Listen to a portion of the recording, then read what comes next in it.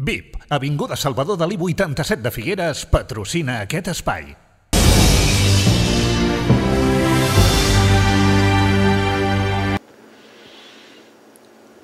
Victòria èpica i gairebé definitiva de la Unió Esportiva Figueres al camp del Montcada per 0-1.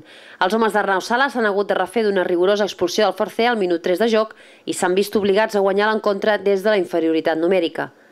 La victòria final acosta el títol al màxim i la propera jornada a casa es podria certificar si es guanyés el Lloret i el Palamós i el Vilassar no ressolen els seus encontres amb victòria. La primera part, tret de l'incident de l'expulsió del Forcea, no ha tingut massa història. El Montcada, malgrat tenir un home més, no ha donat senyals de voler anar per la victòria i ha pecat de massa respecte al líder. Els figuerencs, per la seva banda, han mirat d'adaptar-se al nou escenari com han pogut i ho han fet bé. Pol Comte, als minuts 26 i 34, ha fet les dues úniques rematades de perill de tot el primer període. I els locals, poc atrevits, han fet un joc certament intranscendent i al final de l'encontre han rebut el seu càstig. A la represa s'ha començat a bellugar una mica més l'emoció i el Figueres, que no es conformava amb l'empat, ha circulat amb encert al cuir, tot enviant el missatge al Montcada, que anaven pel partit. Els barcelonins han recollit aquest missatge i l'han fet seu i han començat a trepitjar l'àrea defensada per Orenya, tot i que sense massa convicció. L'entrada de Teixi al minut 66 ha donat aire fresc a la davantera figuerenca i només ha necessitat 3 minuts al camp per tenir una gran ocasió al minut 69, quan s'ha estirat al primer pal per rematar una centrada de Pedro.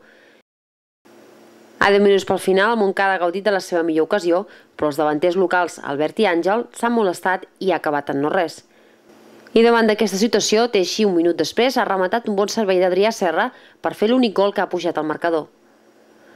Al darrer minut, Jairo, sense oposició, ha provat una vaselina que per poc no ha significat el segon gol.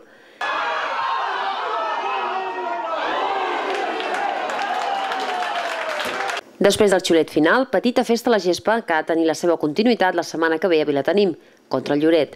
Però en quant a actitud, en quant a comportament, en els entrenos sempre és el 100% i en els partits també. No tenia cap dubte que després de quedar-nos amb 10, correríem, saltaríem, faríem el que fes falta i un altre cop l'han tornat a fer i felicitar-los. Això al futbol sempre ha anat així. Els que paguen diners tenen un pressupost alt i són els líders, per alguna cosa és, o sigui, les coses són així. Jo des d'aquí jo felicito a l'equip, ho han donat tot, ho hem intentat, ningú ha baixat els braços, avui no ha pogut ser, diumenge o dissabte que ve a Avià, intentar de fer el mateix treball i portar-nos els 3 puntets cap aquí.